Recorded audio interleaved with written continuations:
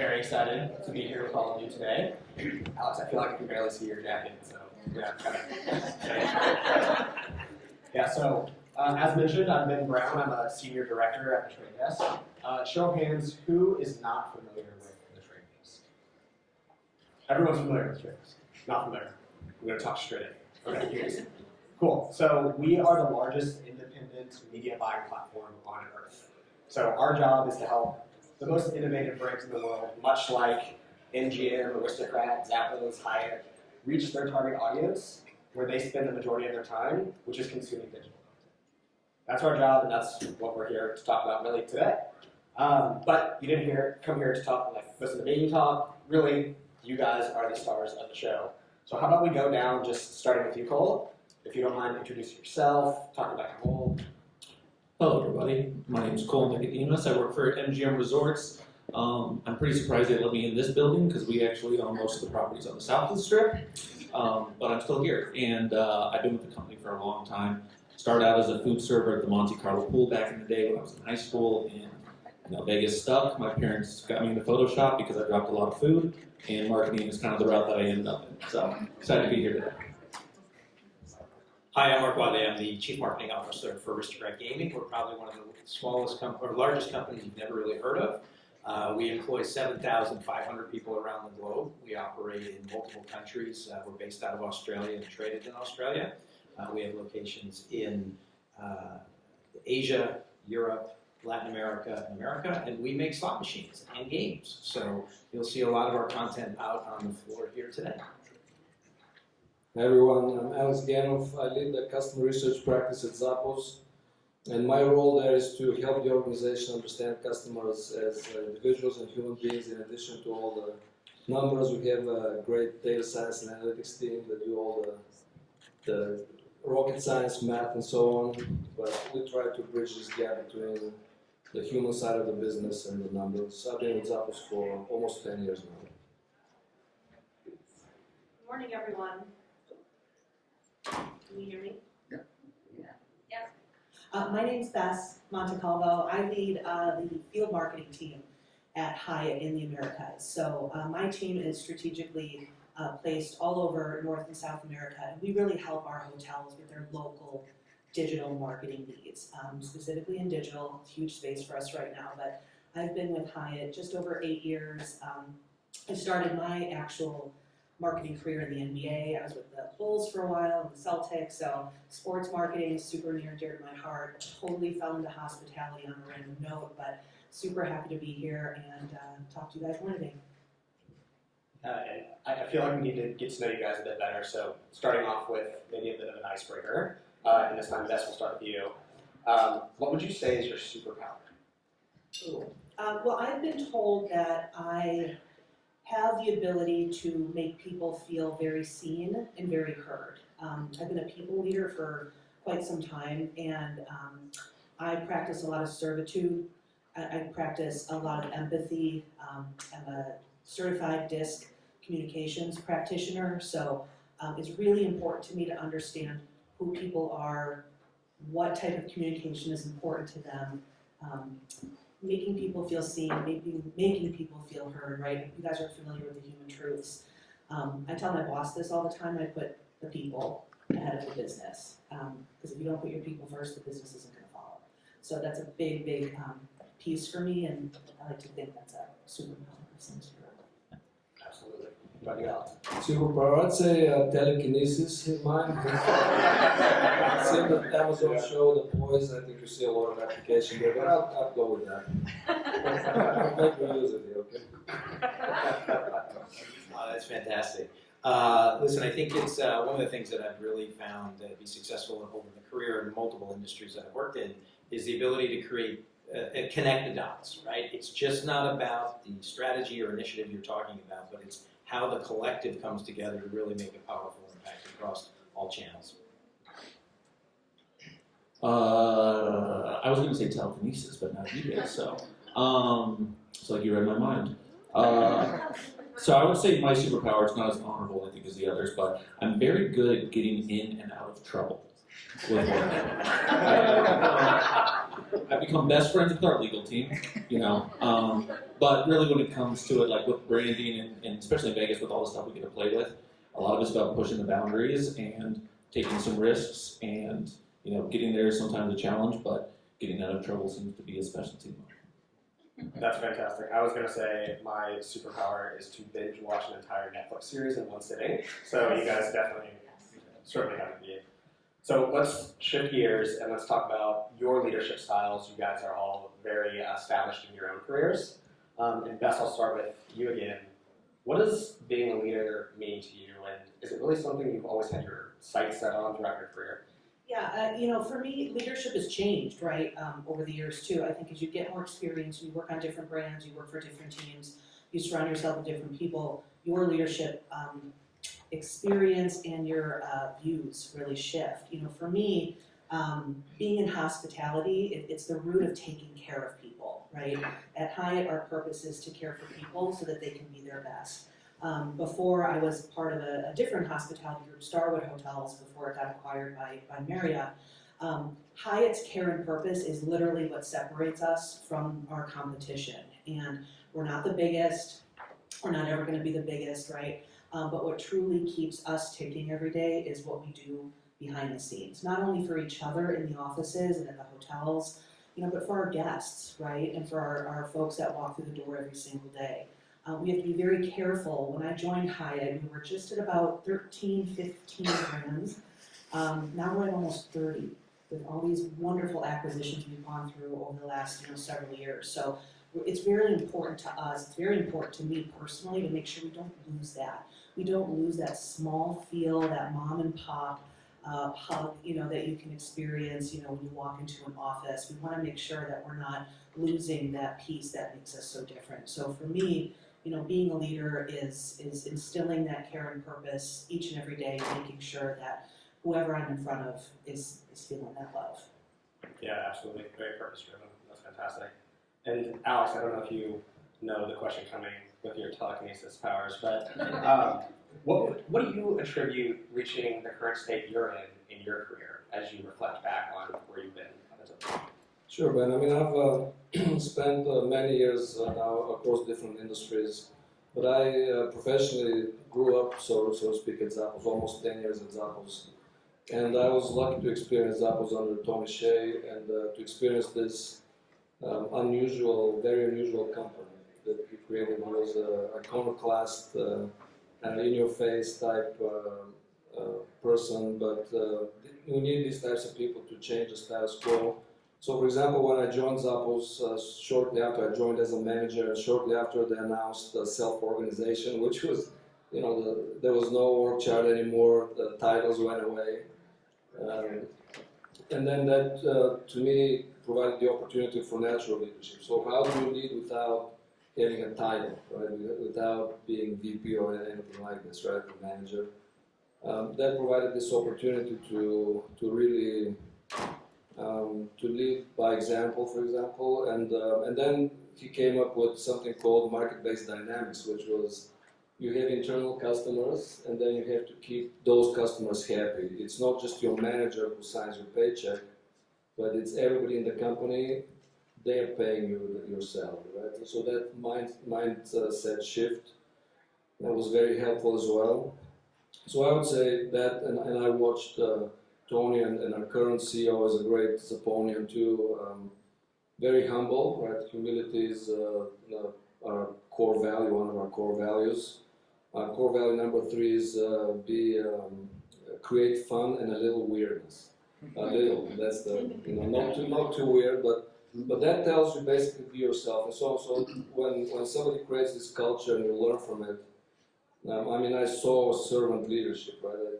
We had these epic Zappos parties where at 1 o'clock in the morning, you have Tony going around serving tacos, right? The CEO of the company. So when you see that, you learn from it. Yeah, that's fantastic. And having stakeholders, both external and internal, really makes me think about this intersection that we have between motivation and inspiration. And I'm really curious to hear from all of you, and Cole, we'll start with you. What keeps you motivated, both personally and professionally? Well, I'll say that being that I'm a bit of an advertising nerd, kind of just, checking the uncharted waters and figuring out what we can push. Watching what everyone else does, it's easy for us to get distracted by the new channels. I'm sure a lot of people are thinking about what ads they could put on those Apple headphones or headsets right now. But really keeping everyone, especially in my team, like the work we get to do in Vegas, I'm super biased and also very lucky. We work on wild stuff. It's super fun. So in terms of just keeping energized and what we do, I mean, honestly, the work is what keeps me motivated. And I would struggle going somewhere else, but yeah, I would say probably the work itself and the marketing involved with entertainment is just second to none. Yeah, what about you, Mark? What keeps you motivated? I think for me over the career, it's really been the people and seeing, I guess, the investment in people and how that can help create skills, tools, help people unleash their superpowers, to use your phrase earlier. I think that gives me more motivation than anything today, right? And the ability to take new technologies that you guys are deploying or others are deploying and translate those into effective action is really important, and that just gives me a lot of energy. Yeah, absolutely. Alex, besides reading the mind of the consumer. Well, that's if I achieve that, I'll be golden. I would say focusing the organization again on the consumer and customer as human beings and individuals, in addition to the numbers and the spreadsheets. I think that there's the need for this balance, and we're so focused now on AI and numbers and spreadsheets and algorithms that I think we need to focus more on the psychology of the consumer. And I think everybody kind of wakes up and perks up when you start talking about psychology, not so much technology. So trying to instill these, to have some balance between the mindset of the numbers are all we need. And these other mindsets, for example, I'm a huge fan of hospitality as a metaphor for any business. And as Danny Meyer, the famous New York restaurateur, would say, hospitality is what any business should be based on, not just restaurants. And so these things keep me motivated and trying to change minds within the company and in general.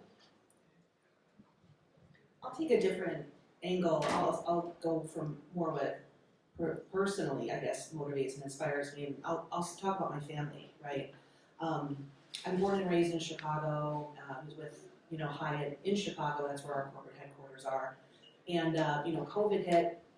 Everything, as everyone knows, gets shut down, especially the hospitality fields. My husband is in the restaurant business. He's been in and out of restaurants for 25, 30 years.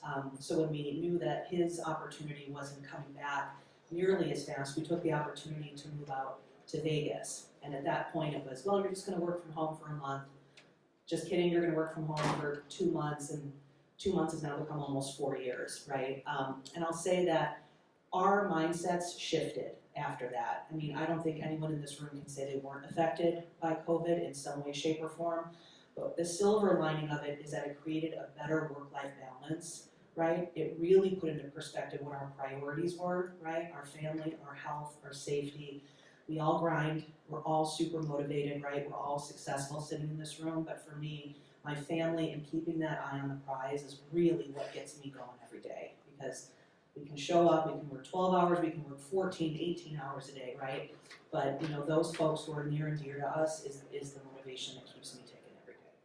Yeah, I love that you mentioned work-life balance, because as leaders, I'm sure you're constantly feeling pulled in all sorts of directions, right? And two of those have to be your professional and your personal life. So, Alex, I'll have you start. How do you think about work-life balance, establishing the right dynamic between those two different worlds? Sure, I mean, I love what you said, Bess. I think we need to be thinking more as business people and as individuals and as just people in general, what's real in life and what's not, right? Are titles real? I mean, if title can be given to you and then taken away the next day, versus your health, right? That to me is, what's real is what takes a long time to build. Like you can't buy it. That's what's real, right? So it's sports. I mean, this is a great example. You cannot become a champion. Nobody can appoint you an Olympic champion, right? People see it. did a stopwatch, and that's it. So to me, that's super important, and we have to keep it in focus. And then to bring back Tony again, because he was such a visionary. He talked about, think about this, work-life integration, not work-life balance, work-life integration years before the pandemic. Work-life integration, that was the culture he built, was hire people that you like to go and have drinks with afterwards. Hire nice people, and be kind to each other and so on, and like to spend time together. Right, we had an office in China, and over there, when they established it years and years ago, they had dormitories. They lived where they worked. So that's a bit of an extreme case for our culture, but that's something to think about. Years before the pandemic. Yeah, absolutely, and building on that idea of hiring people you want to go have a beer with, go have a drink with, Aristocrat. 7,500 employees now, is that right? So what inspires you specifically about leading an organization of that size? Yeah, so it's hard. I'm having a tough one with all of these things, right? Speaking of the work-life balance and all that, and I'm sure many of you guys are as well. It's like you come from a different, I come from a different approach where it was like I'm a Gen Xer, right? Show up at 7:30 and leave at 10, that kind of stuff. But that leadership and inspiration for our division, and I had the gaming business, right? So it's what we call land-based slots. What's really cool about it for me is just the opportunity to see people grow and contribute and take licensed brands and really build brands over time. So for example, we're very fortunate, we have an NFL license and we build NFL-themed slot machines, which are here on the floor and in many other casinos. And one of the things that's really cool about that is to see people grow to these brands and help lead, teach, coach, motivate, inspire them to build a brand of an NFL licensed slide product. And that's a very unique kind of experience that has never been done before. So we've got to figure out how to do that. And that kind of stuff really provides inspiration, leadership, motivation, and opportunities along the way. Yeah, absolutely. And Cole, I'm going to come back to, did you call yourself the marketing nerd? Is that? Advertising, but yeah. Okay, cool. Yeah. Coming back to advertising, and I think this is perfect to get your take on, our industry might be in the biggest point of flux or change that it's ever been. There's new privacy legislation coming. There's consumers that care more about how you interact with them on a one-to-one basis than ever before. And that change is scary for some, but it also breeds opportunity. So how do you think about leading the organization through a sort of like a tumultuous time? Yeah, it's a great question. I think, speaking for MGM, we have a great foundation in what is the single thing that we want to provide to people. And this applies to all of our brands, which our mantra is, entertainment is a human fundamental need. So, if you have a good foundation, it kind of doesn't matter what the channels are changing. I remember doing periscopes and stuff, like things are in, things are out. But if you have the foundation, it kind of helps feed everything in the good times and the bad. So it's exciting with, all the new stuff we're able to do. It's good to have when you get hacked by a cyber thing, and or there's COVID and no one can actually see entertainment. And how do we pivot to make that, create something for people while they're at their houses? So I say that as long as you have the foundation and the base, and you're able to really get everyone to rally around that, it kind of helps keep the blinders on from being distracted, trying to pivot your brand for the channels, and instead you make the channels work for your brand instead. Yeah, I love that response. And we've talked a lot about like inspiration and creating some of these like opportunities for paving the way for the next generations and developing leaders. And oftentimes at organizations of the size that you guys are at, that rubber meets the road in a mentorship program. So as you guys think about your career, have you had a mentor in your life that has particularly stuck with you or was very influential in where you are in your career today? And I'll start with you, Bess. Yeah, I can take that one. I was really fortunate to get FaceTime in the Chicago office with a woman, her name's Susan Santiago, and she's still to this day a very near and dear friend and mentor to me. Susan's been with Hyatt her entire career, started as an F&B server down in Florida, and is now the president of our organization. She's literally had every role within every team you can imagine. And I just, happened to get to travel with her quite a bit when I first joined Hyatt. So it was an organic relationship that really just blossomed and has been wonderful. It's tough though. Like, I have a team right now of approximately 50 folks. We're all remote. So they don't have the benefit, right, of just having the lunch, grabbing the Starbucks, having even just like the desk-to-desk conversation. So it's super difficult. And my team comes to me quite often and says, hey, like, how do I would like a mentor, I'd like to sign up. And it's not like that formal, right? Like, having a mentor should be a very informal, organic, comfortable experience versus like checking a box and filling out a form and here you're paired with this person. Like, that's really hard. So myself and a couple of folks from the HR side of our learning and development teams are going to pair up actually this spring and develop, sort of a pilot program around mentors in a remote environment, right? It's really, really difficult, again, to have that chemistry over a screen. So how do we pair people based on behaviors, based on career developments, but more importantly, based on like the person, like who they are. It's not that I'm Bess and I want to become Susan.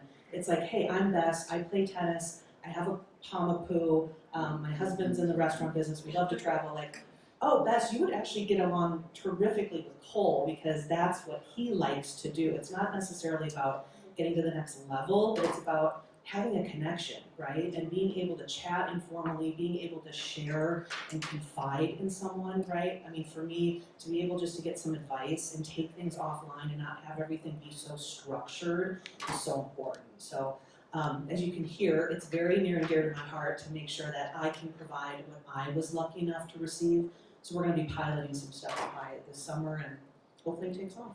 Yeah, that's fantastic. And I know when we were chatting earlier, Mark, this is something that's near and dear to your heart at Aristocrat as well. Could you expand on what you guys are thinking from a mentorship program? Sure, and I think my pitch and advice or ask of all of you who have control over these kind of decisions, please don't cut your development of people, right? It's usually one of the earliest things that come off the budget when things get tough. But I'm telling you, over my experience of time, is that investment pays dividends beyond what you'll ever see in the P&L, so to speak. And that is, there's a variety of different approaches that people take. One of the interesting ones that we take, probably many of your other organizations, we started like the MBA rotation, the cadet programs, et cetera, where you hire new in career individuals and give them opportunities to work in various functions throughout the company over a 2-year period. At the end of that 2-year period, you sit down and talk with them and say, hey, what are the areas that you're really passionate about or interested in? So we probably hire across all the divisions in the company, maybe 20, 25 people, somewhere in that range, even maybe higher. And you'll see rotations in like finance, you'll see rotations in creative design, you'll see rotations in mathematics, you'll see rotations in marketing as an example. And I've been really impressed by the quality of those candidates and the investment in those people that are bringing back to the organization. Yeah, I love that. And don't cut the development budget stuff. Yeah, so I'll take away. Or the marketing budget. Yeah, exactly. And Cole, I'll pose this question to you. And thinking of like mentorship programs makes me think about specific moments where I felt reassured, maybe empowered, that I'm on the right trajectory in my own career. Have you ever had that moment as you reflect back on where you are today? Like, did you have a defining moment that was like, yes, I'm where I should be? Yeah, I have one, and it's actually relatively fresh too. So I'll say this one was kind of a leap of faith of trust that our leadership had in a kind of a wild-ass idea that we did over the F1 weekend. Essentially, F1 was absolutely fascinating for us. We were, in terms of being a competitor on the strip, everyone's selling the same thing, everyone's trying to follow the same rules, so to actually break through the noise was very difficult. So instead of doing a traditional campaign, we thought of an activation that pays homage to Daniel Ricciardo, one of the drivers, who celebrates by drinking out of his shoe when he wins. So we stood up a bar called the Shoey Bar, that's what it's called, where you drink out of a shoe. Now, we made it not disgusting. We had a custom insert made. Couldn't get that out there. But we held it at the Bellagio. So when it comes down to it, we had to pitch drinking out of a shoe to the same place that has Picasso paintings on the walls. So it was difficult. I mean, it was tough, but I think, over the past couple of years and what we've done in brand and getting the trust of our leadership to say, yeah, we'll let people drink out of shoes. And then it became wildly successful. It was probably one of the biggest activations we had on the strip. And we reached markets that we've been desperately trying to the entire time. So, a leap of faith of trust from a wild idea like that is really, it's a great moment. We have to know, did anyone in here do a shoe meeting? Oh, love that. Okay. That's my boss, so that's not necessarily fair. Oh, that's fantastic. I would just say I love that spirit of what we call the art of the possible at Aristocrat, right? It's just some idea to make it real, and that's really cool. Yeah, and I'm curious, Cole, like, when you had that idea, were you just taking a leap of faith that come out of nowhere? Really, we were trying to dial into what like a true F1 fan would appreciate, and we think that was like a very authentic. Now, the shoes we made were Italian leather; they were part of like the same brand that makes the steering wheel. So we really went into doing something authentic, and that I think is what really sold it for us. Sure, yeah, and along the same lines of authenticity, I have found that throughout my career, leaders who are authentic with me and gave me real life advice, that is something that always stuck with me much more than, hit numbers, do your job better. And Alex, I'm curious to hear from all of you, but I'll start with you, Alex. Has there been a piece of advice that has particularly stuck with you that you received from maybe a mentor or a leader in your career? Sure. I mean, it's usually a process, right? It's hard to sometimes identify a moment, but through the process, what I've learned from working with great leaders is it's kind of leave the ego at the door. I think it's hard when you're starting your career. It's very hard because you're measuring yourself against others and so on. But at some point, you realize that it doesn't really matter, and taking credit and all of that is just so unnecessary, and we all feel it sometimes when you have to say, but that was my idea. It kind of feels dirty in a way, right? So we all feel it. So this is something that has stuck with me, and being able to just do the right thing. And in terms of Paul, you mentioned something very important, which is trust. Trust leadership. When leaders build trust in your team, in yourself, and so on, that takes time. It's not a moment. Trust can be ruined in just a second, in a moment, but trust is built through the years. And that's where you're consistent, and sometimes you get leaders that don't believe in what you're doing, and keep going. Then new leaders come and say, where have you been? This is the best thing. So then you need to keep persisting, and getting rid of the ego is one of the hardest things, but it's super important. Yeah, Bess, would you like to expand on that? Yeah, I'll build on that. So ego for sure, completely agree.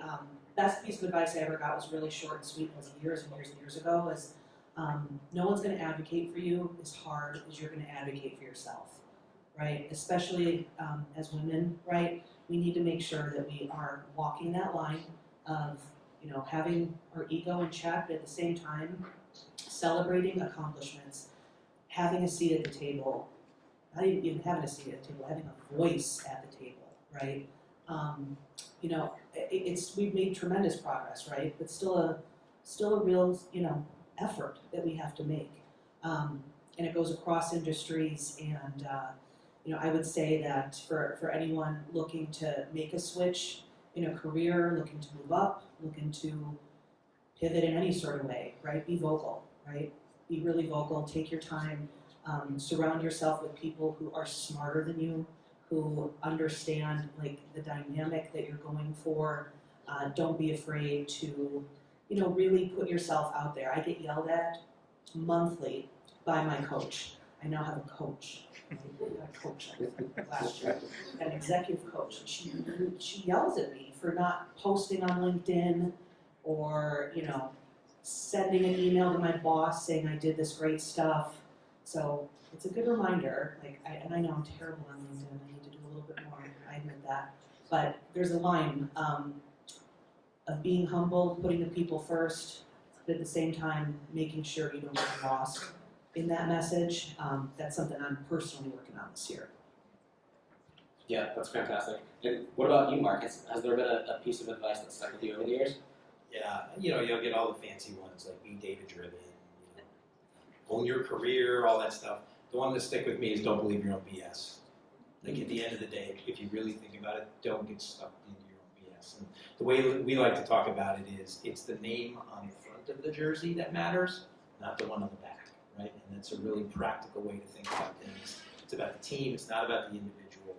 And if you find yourself focusing on yourself or starting your emails with I or your sentences with I, you probably need to go outside and take a break. Love that. Yeah, timely ahead of the Super Bowl as well. Yes. What about you, Cole? Yeah, I think the piece of advice that I had was that, a lateral move isn't always a lateral move.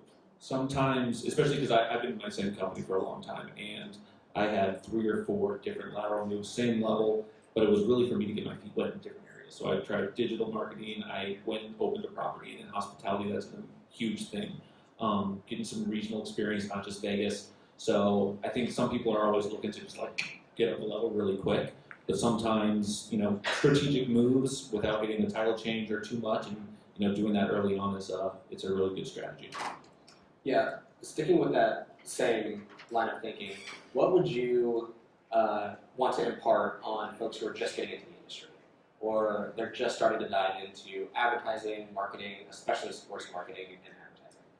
Yeah, I'll say that the way that things have been done and what you're taught is not the way to always do things. I think challenging what the status quo is, like a 30-second commercial spot this weekend aside, is not exactly always the thing that wins anymore. But if you were to follow the same playbook that anyone above you might be doing and what's been done in the past, it's not going to break through the noise the way that you want. So I think experimenting, being able to fail at some stuff, the shoe thing could be a disaster. But pushing the envelope. Yeah, absolutely. What about you guys? What would you want to? Yeah, I would say don't pretend to know everything. Right? I mean, some of the most humbling moments, the most eye-opening, the biggest learning opportunities I've had is when I just zip it and really admit that I can learn, I can be okay to fail, I can not come prepared with the perfect answer, with the perfect words for every single interaction I have. I think that's a big piece, is just be open, right? It's not gonna go the way you think, and you're not supposed to know everything. Folks that are coming into our organization for the first time, have the first time jobs, the interns and things like that. You have to almost disarm folks these days, because I think there's so much pressure on this younger generation to know everything. Information's instantaneous, right? On our phones, just being glued to things, on social media. So not knowing everything is cool, and it's a good place to be. Yeah, when I think about the next generation, I think about social media apps that I have no idea how to work them, what to do with them. TikTok, you will not find me there. But that kind of speaks to innovation. And innovation is something you guys all live and breathe every day. You're all part of organizations that are constantly innovating what you do, what you offer, how you talk to consumers. So, Bess, how do you keep your foot on the accelerator with innovation in terms of tools your team is using, new ideas being brought to the table? Yeah, I mean, a lot of it's listening. It's, again, being very, very data-driven, listening to what consumers are saying. Being in the field marketing team is a little bit different than being on the brand side or loyalty side of the business, because I have to manage Park Hyatt Aviara's expectation with Hyatt Regency Chicago's expectation. As you can imagine, those are 2 totally different brands, totally different consumer segments, right? But it's listening to what those particular customers are telling us what they want, right? Less is more, being really data-driven, being hyper-personalized, and adopting really an agile mindset. I'm not sure if anyone's familiar with sort of agile thinking, but it's all about adopting this growth mindset, right? Putting down the silos, working with cross-functional folks, failing fast, going fast, making sure that there is a safe space, a safe dialogue. We talk about the concept of psychological safety a lot, where folks in the room are free to express their opinion and they're not going to get a fear of retaliation or a fear to make themselves look silly, right? So for us, it's all about being in that agile mindset, getting creative, thinking out of the box, doing things that you didn't think were really possible. For those that have experienced it, you know what I'm talking about, but if your organization isn't as familiar with it, do a little bit of research because it really is transformational. We're just starting our journey at Hyatt. We introduced this about 6-9 months ago, primarily on our operations team, and now it's coming through the entire organization. And it's been game changing because for so long at Hyatt, it was operations versus commercial services, right? Operations versus marketing. And that's probably true across a whole lot of brands. But if you take those barriers down, take the titles away, strip down what you can really do together in that creative space, it's transformational. Yeah, absolutely. And I love the note of fail fast. It makes me think there's constantly new tools, new strategies, new tactics that we can all employ across all of our organizations. So Alex, how do you think about what inspires you to constantly try new things, new strategies, and measure success against the innovation you're trying to push? Sure, I mean, completely agree with Bess about the foundation of innovation is a deep understanding of your customers. It goes beyond the spreadsheets, understand them as individuals, understand the psychology of the consumer. The spreadsheets give you the what, but you don't know why. And so then you have to talk to them, Bess, as you said, as you put it beautifully. And then when you innovate, and especially when you're going to introduce changes, I like to stick with this analogy of the foot on the pedal thing. I mean, when you're going to take a turn, are you going to keep your foot on the pedal? You see what happens then. You know, we've seen Formula One here, they slow down when they take a turn. You have to slow down when you make a turn. You should have seen the streets of Las Vegas right after Formula One. My God, everybody was an F1 driver. Anyway, so it's this try things and then measure things and measure the right things, measure everything. It's customer sentiment as well as transactions, and then you'll have a full picture. Yeah, absolutely. And to round us out here, I know we're short on time. You guys have seen phenomenal growth in your careers. You're all leading massive organizations, and it's just fantastic to be able to sit up here and pick your brains. If you could give one piece of advice to the audience, to everyone listening, what would that be? And Cole, we'll start with you. I think my simple piece of advice would be question everything. And I don't mean that like a 10-hat way. More like it's similar to what I said before, just the status quo, how things have been done. Everything's evolving so quick that we have to evolve with it. So just the way we've been taught, just, open mind to trying new things. Yeah, love that. I would say just repeat what one of the phrases that we use on the team. It's the art of the possible, right? Just figure out a way to get it done. And just because it hasn't been done before, this is how we do it, doesn't mean that it can't be done differently. Yeah. What about you, Bess? What would you give as advice? Oh man, just take a deep breath. Just going fast, our lives are so bombarded with so much stuff, day in and day out. Just take a breath and just ask yourself, when you get to a certain level of stress, how important is it? Does it really matter? Like, go through sort of a de-escalation process with yourself. Again, coming back to, our life journey, moving from Chicago into Vegas now, and what COVID did, it puts a lot into perspective.